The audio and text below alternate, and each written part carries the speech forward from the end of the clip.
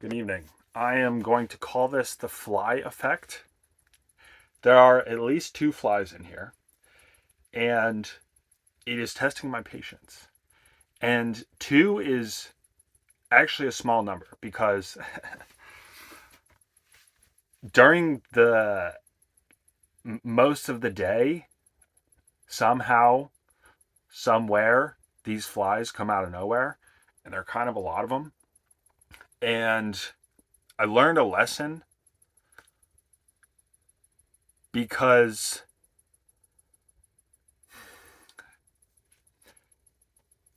the question is, how do you react, right?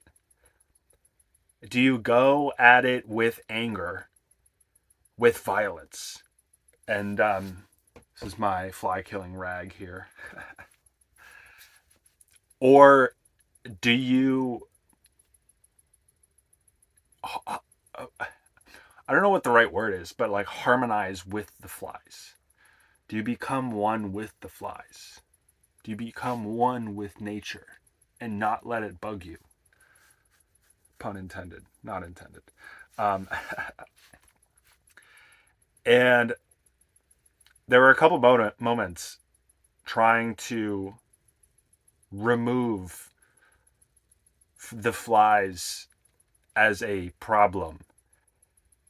And I realized in the moments of anger, whipping my rag around, trying to swat at these flies, they won't go away. There will just like more will just spawn in outside and come into my van. Like you're not gonna get away from the flies. And so it seems as though trying to remove them as a, you know, there should be zero flies is not feasible. And thus, the better answer, the better strategy is to figure out how to change my mind so that flies aren't a problem for me. And that's kind of been an interesting thing to think about.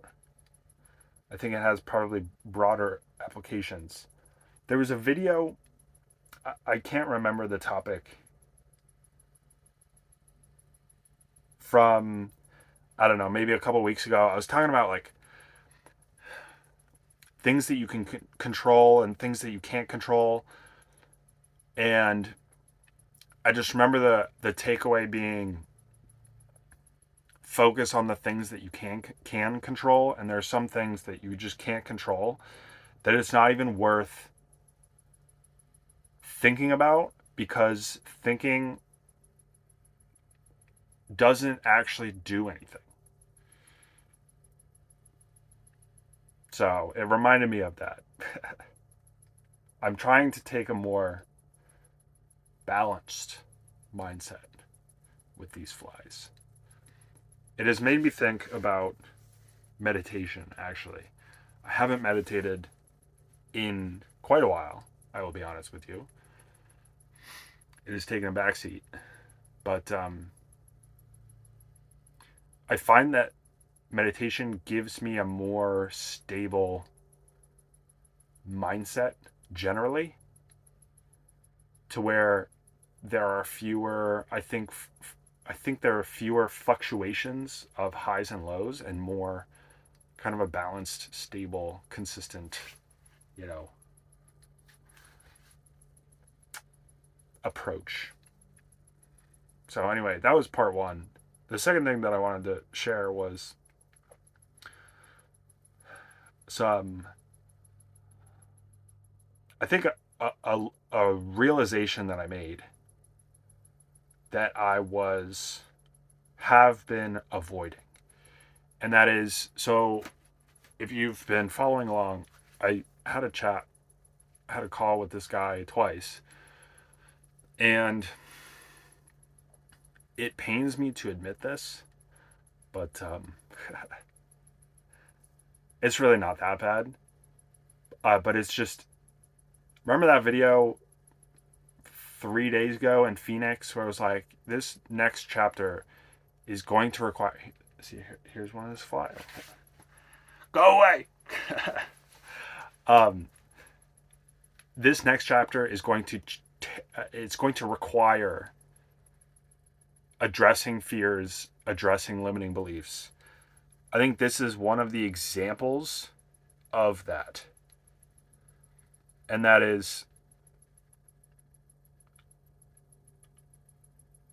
I had this call, or 2 calls, and it was prompted from him.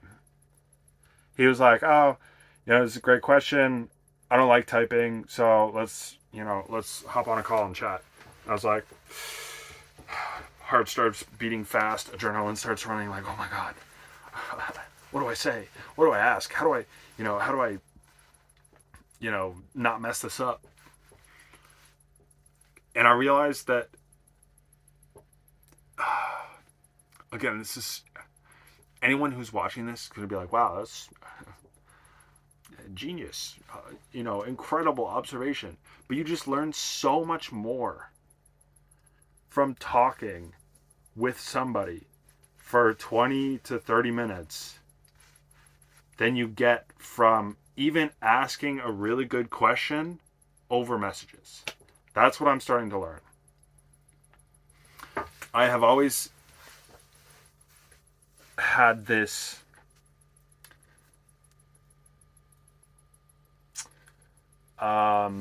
doubt, or what's the right word? It's like between pessimism and doubt, hesitation at feedback that is good, because there's always a possibility that the person that's giving it is just being nice. And so I have tried, asking the best, trying to figure out what the best question is to ask to try to mitigate that. And I've been looking for actions that show good feedback rather than, what people say. And I have seen actions, but at the same time, and I still haven't confirmed this, but I'm curious how much of the good feedback that I've received is people being nice. And so after my conversations with this guy, I was like, you know what? Honestly, I hate scheduling calls. I hate talking with people. I'm going to be honest. I just said that, but that's a contradiction. Because it was during that call, during the first call with him, I literally told him, I was like, I don't remember the context. I was like, I like having good conversations with people. And so it's not the conversation. I think it's the discomfort of, it's the leading up to the start and like the first 2 minutes. Because once you get in and you're comfortable enough chatting with them, then, you still need to be prepared with the right questions to get the right information out. But then it becomes easier because you can let your curiosity lead you. And so I think what I fear is not the conversation, but it's the unknown. It's everything before the conversation. And that fear has stopped me from asking people to jump on a call rather than just sending a message, when what I should be doing is talking with people in real time rather than over messages. And so that is what I started to do today. I reached out to a whole bunch of people and I was like, "Hey, I'm uh, I'm doing just quick little research feedback calls with all my users. Do you have time for 15-20 minute chat and in the next week or so?" And I was like, just get over the fear and just send the message and just do it, because you're going to learn more from even like one conversation than all of the messages that you've gotten. And I think the indication of that, how I realized this was I take notes and try to write essentially everything down. Um, and I write down, I basically have a couple of like big notes, and one of those notes is basically it's just a text file with like headings for each person, and then underneath is just like all of the text of the conversation. So it's like they send me a message, I copy paste it to the document, and then I craft the message in the document, and then I copy paste and send it to them. And looking at my notes from the call, it was like massive. And then just comparing that to like some of the conversations, like, oh, here, just a couple little messages. I was like, what? There's there's so much more information here. So anyway, face your fears.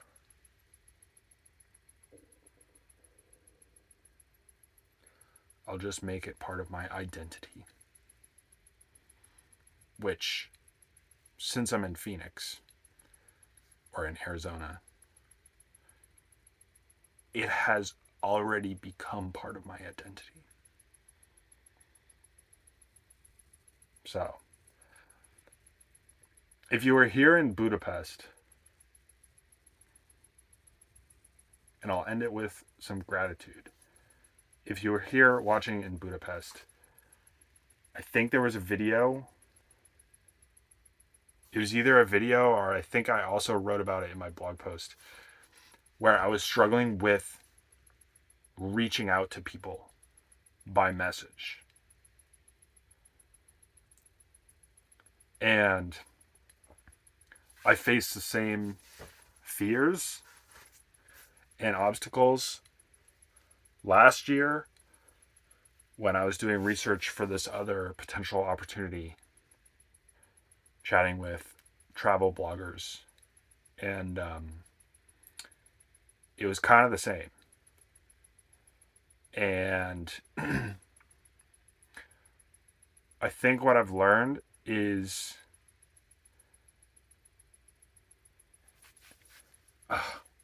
wow, I'm just made like 4 different connections in my brain. I think it's just, you just have to get over the hump of starting. You just need to send, because it's like the first message that I sent today was the hardest. All of the others, all I had to do was copy and paste and replace the name. Because like the first message was deciding to do the thing. The rest of the messages, the decision had already been made. You just have to do the logistical, keystrokes for it to be done.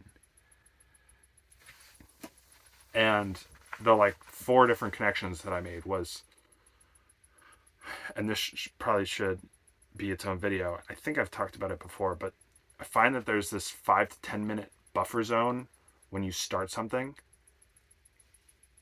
I have noticed it most clearly when reading. It takes about 5 to 10 minutes from sitting down and starting to actually read until your brain actually like switches to the context of reading, and you stop thinking about all like the ping pongs of your thoughts. And I think I also shared this when when I was on the swim team in high school. The hardest part of practice was getting in the pool because it's like you're cold and the water is cold. And I realized it takes like 5 seconds.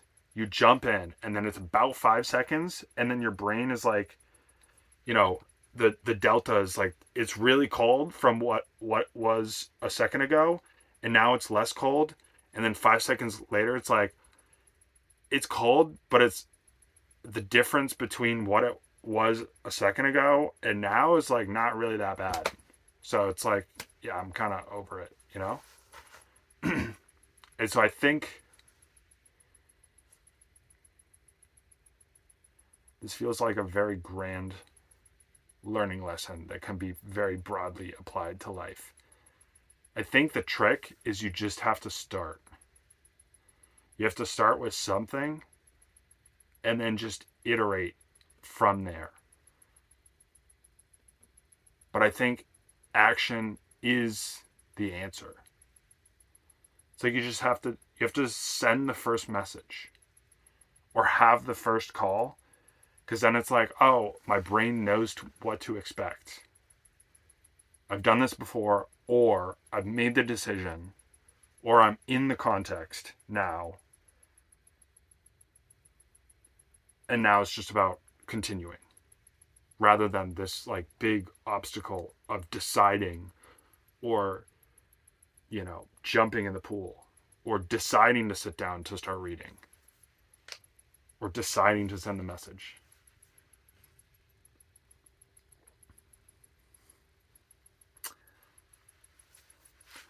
Wasn't really expecting to go that deep on life on this video, as I was talking about the fly effect this morning, or this morning. I need some sleep. See you tomorrow.